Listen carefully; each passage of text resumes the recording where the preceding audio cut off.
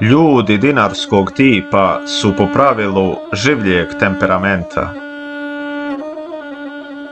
Ne mogu se svi, kao nijedan narod, uvrstiti u jednu od onih klasičnih grupa u koje su podijeljeni temperamenti. Uostalom, različiti temperamenti potiču od različite mjere u kojoj su kod pojedinaca ili grupa kombinovane osobine osjetljivosti i aktivnosti. I ono što je u tom pogledu najkarakterističnije za mnoge krajeve dinarske planinske zone, to je pojava vrlo jakih temperamenata, violentnih, silnih, ognjevitih ljudi, kod kojih uzrujanost, naponi i podvizi mogu dostići najvišu mjeru. Mahom vrlo impulzivni, koji odmah i često bez dužeg razmišljanja rade, zebu od mnogog mišljenja i koji kažu: ko razgađa, u nas ne pogađa, i pogode istinu i najbolji put.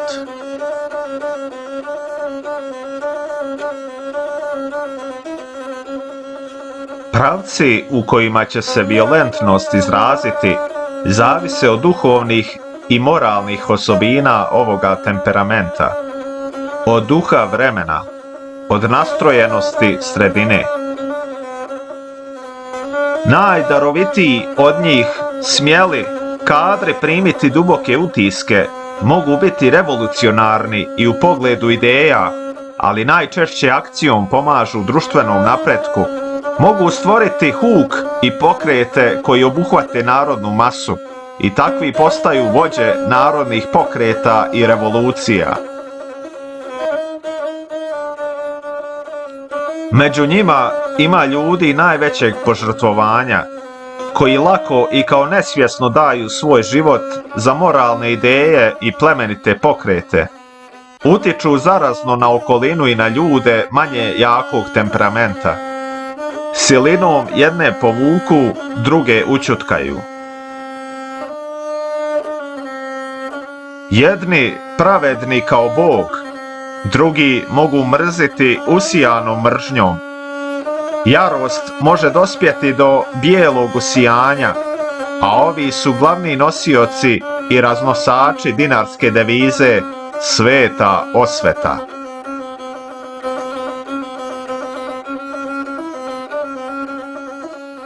Mogu se izmetnuti i u razvratne interesdžije, koji ne prezaju ni od kakvih podvala i smicalica.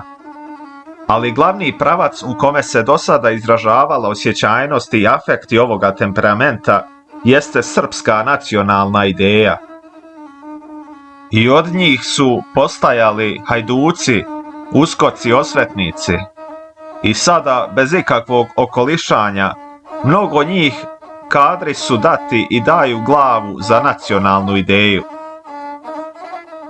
Od njih se za vrijeme turske vladavine formirao hajdučki temperament, koji se navikao na neke surovosti i usvojio kao glavnu liniju ponašanja da treba bez obzira i na sve načine uništavati protivnike i neprijatelje narodnosti i težnji za narodnom i državnom samostalnošću.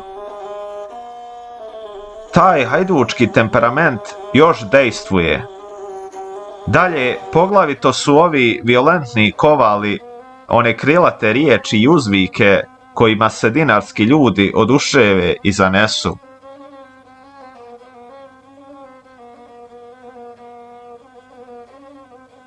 Proučavajući violentne tipove, naročito one od istorijskog značaja, opazio sam na svima bez izuzetka smjenu jako aktivnih perioda sa dobima potpune pasivnosti, u kojima su oni malaksali, iznemogli, bez uje. Posljednje ide dotle da mogu pustiti da propadnu velike tekovine, kad to samo od njih ili najviše od njih zavisi. Mogu dakle onako tvrdim snom zaspati kao kraljević Marko i mora se čekati dok se ne probude. Mnoge pojave u razvitku dinarske zone ukazuju na smjenu aktivnih i gotovo pasivnih perioda. Poslije glasnih i glasovitih perioda dolaze drugi sa zijevom ili prekidom. Način istorijskog razvijanja i napredovanja ovoga stanovništva išao je dakle cik-cak linijom. Kao da je tome donekle bila uzrok i energija violentnih tipova koja se na mahove razvija. Takav način razvitka sa zijevom gubi se sa većim iskustvom i sa odmaklim kulturnim razvitkom, kao što se već pokazuje u Srbiji u posljednje vrijeme.